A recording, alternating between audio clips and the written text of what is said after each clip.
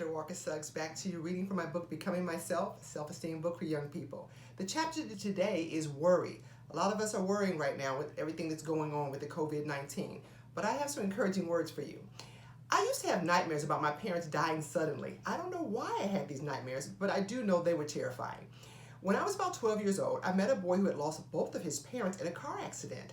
He was an infant when it happened, so he didn't really remember it. His uncle and aunt took him in and they raised him.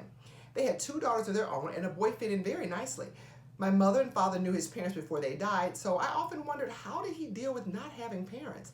As I grew older, my worry about my own parents increased. If I came home from school and there was no one there, I would panic. If my parents weren't home within 15 or 20 minutes, I would start to cry. In the back of my mind was the thought that they had been in an accident and no one knew how to contact me or my brother. Of course, my parents would eventually return home and I would feel better. My mother tried to tell me not to worry, but that didn't help. It was terrible to live like this, but I couldn't stop the cycle of worry.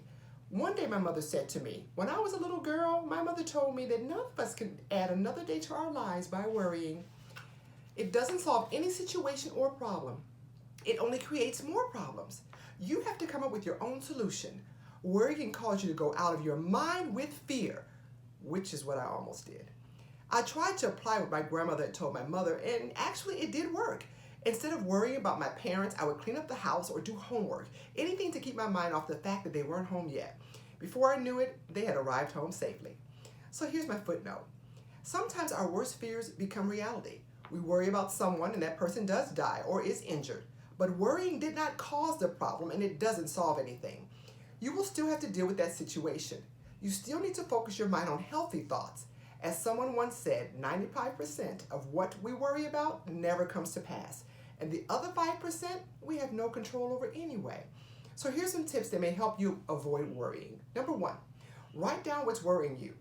Put the piece of paper under a pillow or in a drawer for 5 days. By then the issue will probably have resolved or you have found a rational solution. Number 2, ask yourself, how is worrying about the situation helping? When you realize that it isn't helping, figure out something you can do that will help. Number 3, if you can talk to your parents, then do so. Ask them for help. If you can't talk to your parents, find another adult you can trust and talk to him or her. The two of you will probably come up with a wise plan for dealing with your worry. And lastly, number 4, remember, worry is an emotion, not a problem solver. Don't worry about what's going on right now. We're going to get it all together. So stay encouraged, everyone. I'll see you next time.